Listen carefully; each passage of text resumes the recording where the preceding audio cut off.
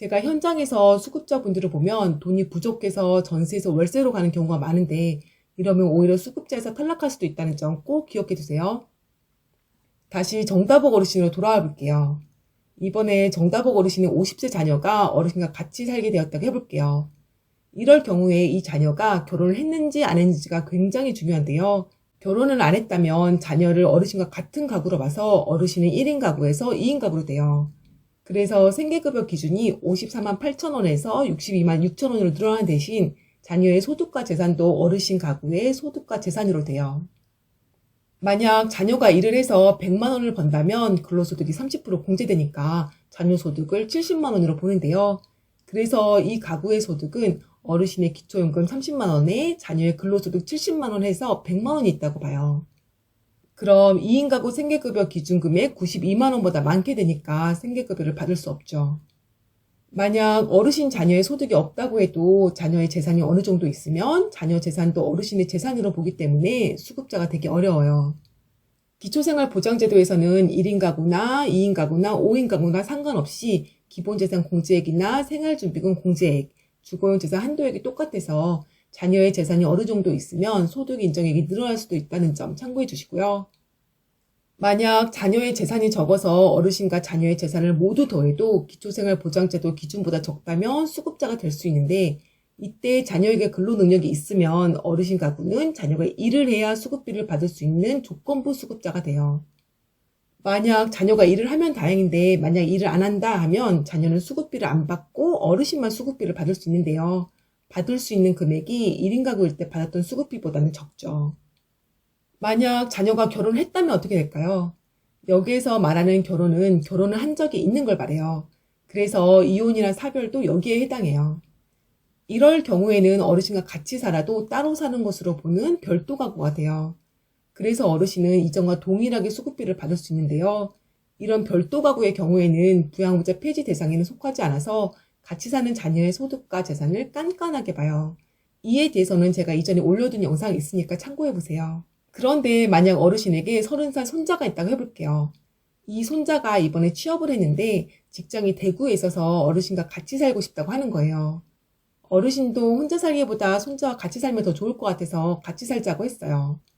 또 손자는 부양문제가 아니라서 괜찮을 거라 생각했죠.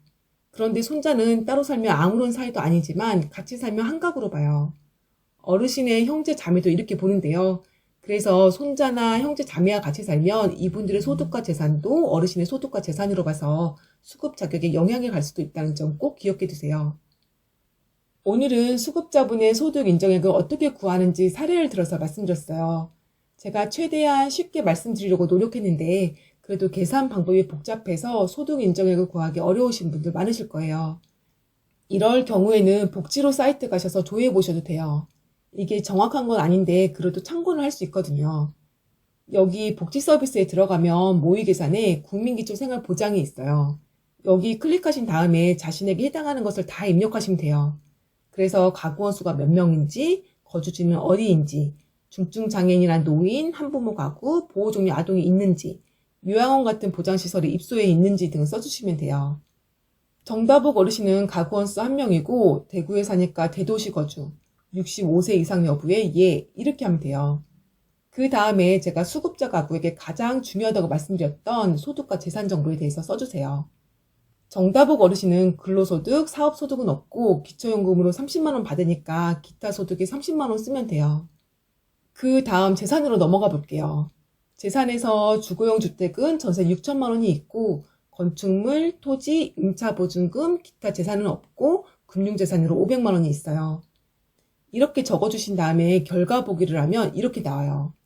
귀하가 입력하신 자료를 기초로 계산한 소득 인정액은 30만 원이며 중위소득 16% 이하입니다. 의료급여 소득 인정액은 37만 원이며 중위소득 20% 이하입니다. 위 결과에 의해 생계급여, 의료급여, 주거급여, 교육급여 수급 대상자로 선정될 가능성이 있습니다. 정다복 어르신이 칠곡군으로 이사간다면 소득 인정액이 81만 원까지 올라서 생계급여를 못 받게 된다는 것도 알 수 있어요. 그럼 오늘의 영상을 요약해서 말씀드릴게요. 오늘의 요약. 수급자는 자신의 소득 인정액을 어떻게 구하는지가 중요한데 이건 소득에다 자신의 재산을 소득으로 환산한 금액을 더한 것이에요. 이건 현재 생계급여 수급자일 경우에는 자신의 생계급여 금액을 보면 알 수 있고, 그렇지 않을 경우에는 복지로 사이트를 참고하면 되죠. 또 수급자가 이사, 월세 전환, 분가, 합가 등을 할 때에는 자신의 소득 인정액이 어떻게 되는지 잘 확인하고 하셔야 돼요. 수급권자가 자신의 소득 인정액을 모르면 수급자가 될 수 있는데도 되지 못할 수도 있고, 수급자라고 하더라도 수급자에서 탈락할 수도 있어요. 그래서 오늘 내용은 꼭 기억해 주시고, 주위에 수급자를 신청하려고 하시는 분이나 수급자분 계시다면 알려드렸으면 좋겠어요. 오늘 내용이 길었는데 오랜 시간 들어주셔서 감사하고 다음 시간에 또 뵙는 걸로 할게요. 남은 하루도 좋은 하루 보내세요.